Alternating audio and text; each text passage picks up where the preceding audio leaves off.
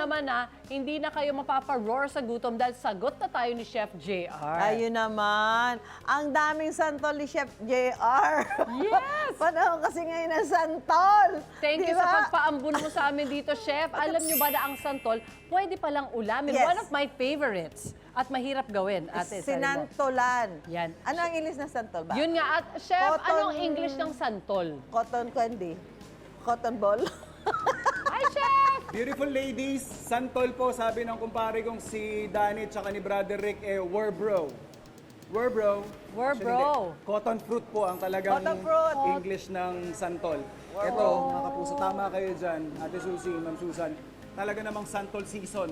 Dahil nag-uumpisa po ito Totoo from naman. June to September. Talagang hitik na hitik ang bunga ng santol. I'm sure marami nakaka-relate dyan, lalong-lalo na yung may mga puno na nagkakalat lang sa harap ninyo at hindi nyo masyadong pinapansin. At yes, isa sa mga paborito nga talaga nating ulam, lalong-lalo na pag gantong panahon, is yung sinantulan. Tama ka rin, Ate Suzy, napakahirap gawin ito.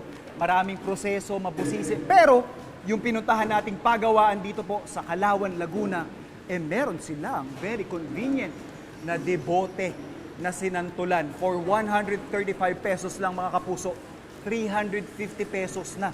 Solve na solve ang inyong sinantulan cravings. Kaya naman, wag na natin patagalin to at tanungin natin yung ating kaibigan kung paano ba ginagawa yung ating paboritong sinantulan. Siyempre, tawagan natin yung isa sa mga may-ari nung ating pinuntahan dito, si Sir Mark Juris Mondragon. Hi. Good morning, Sir, Sir a JR. blessed morning po.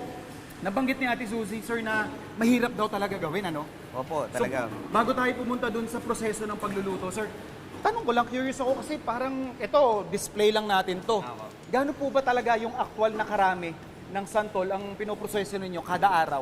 Ayan, ang pinoproseso natin na santol kada araw po, inaabot ng 90 kilos po. Sa pigana po yun. Pigana. Opo. Pag ganito pong as is pa siya, Siguro mga abot po, mga 3 tons po. Mga ganon. 3,000 kilograms. 3,000 kilograms. So truckload po ito, no, Yes, Sir po. Mark?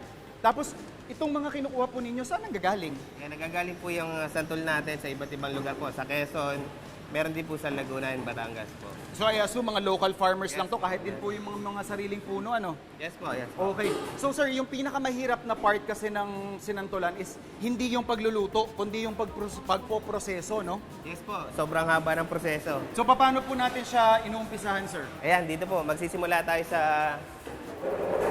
pag-receive po ng ano. Ito. Ayan, nagkakait po ng santol. Magkakait po ng santol. So ito yung, yan yung proseso, which is yung kinakayod, Yes po, literal. kinakait po yung santol. Sir, pag sa bahay, ano yung pwedeng gawin ng mga kapuso natin na nanonood para makagawa niya? Ayun. Hindi naman kasi lahat may kayuran, di ba? Opo, yung traditional way po, yung kinakait natin sa kayuran talaga. Kayuran ng nyog ito, ha?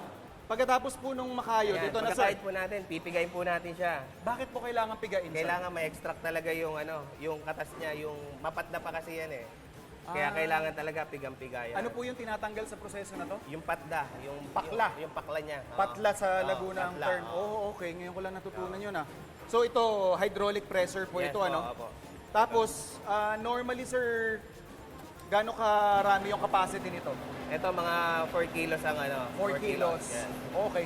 So once po na napigaan na natin to, ano once pa po na- yung isang elemento ng sinantulan na ginagawa nyo dito sa Ayan, paggawa after ninyo? naman yan, pupunta naman tayo sa pagkakait ng nyog at saka Okay. sa pagpipiga. Ay, ito. Ayan. Meron na tayo ditong ano, coconut extractor. Oh. Kung saan separate na yung sapal niya at saka yung gata. Alright. So yan, dahil doon sa laki ng makina ninyo, sir, it tells us na talagang ganong karami yung pinoproseso ninyo kada araw, no? Oo, marami talaga yung pinoproseso natin. So na-imagine ko, sir, talagang madugo ito pag gagawin mo sa bahay, ano? Sobra talaga ang proseso niyan. So, kagaya nung sabi natin sa kusina, yung tinatawag naming mise en place, once na ready na yun, sir, yung mga ingredients mo, eto na po, yung ating cooking. Dito na tayo, magigisa na tayo dito ng itong ating cooking bat. Ayan, magigisa na tayo dito ng bawang, sibuyas, Ano tawag dito sa lutuan nyo, sir? cooking bat. Cooking Bat. bat. Okay.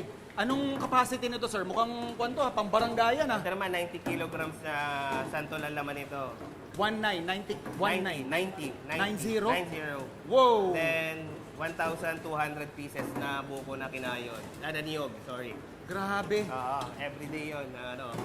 Okay, after Then nito, after sir, niyan- gano'ng katagal po itong halo-halo Ito, na 3 ito? to 5 hours to inaabot bago maluto. 3 to 5, tingnan nyo, sir. Tapos, ino-note ko lang, sir, yung mga nagluluto po sa inyo, talaga namang, Oo. ito, parang Kailangan naka-PPE. full bottle gear talaga Oo. yan. Kasi yan. And after niyan, dito na makikita niyo yung finished product na. Okay, yung finished product yung, natin. Luto na. Yan. Ayan. So, pinalalamig po muna Palalagyan natin. muna at least 1 hour. Then after that, battling na tayo. Bottling process naman tayo. Ito, gaano karaming bote po yung capacity nun? Ilang Ito, bote ng sinantolan? Sa dalawang lutuan natin, inaabot ng 90 boxes Times, times 24. so 90 times So, 24. 2,000, I think 2,000 plus. So, libo-libo. Libo talaga magagawa natin every batch natin. Okay. So, I assume, sir, na after natin maibote, ito, nilalagyan pa nila ng sili. May next process pa po ba dito? After that, papasteurize na natin yan.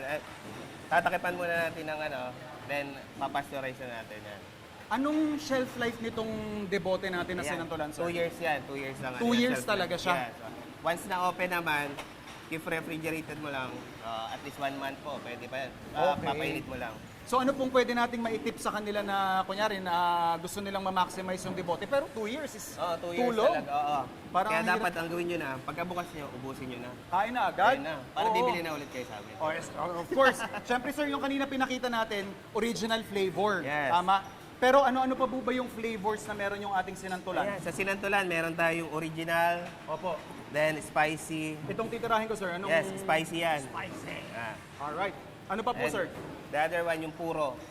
Walang sili yun sa Ayan. Sa mga hindi pa po nakakatikim ng sinantolan, ang masarap sa kanya kasi, sir, eto, mas kompleto yung tinikman ko kasi spicy. Oo. Pero nangingibabaw talaga yung tangi, yung maasim-asim. Oo. Tapos yung makrema na habol doon sa dulo dahil doon sa gata na nilagay Oo. natin. Purong gata talaga yon. So you would normally think na ganito lang siya isa-serve eh.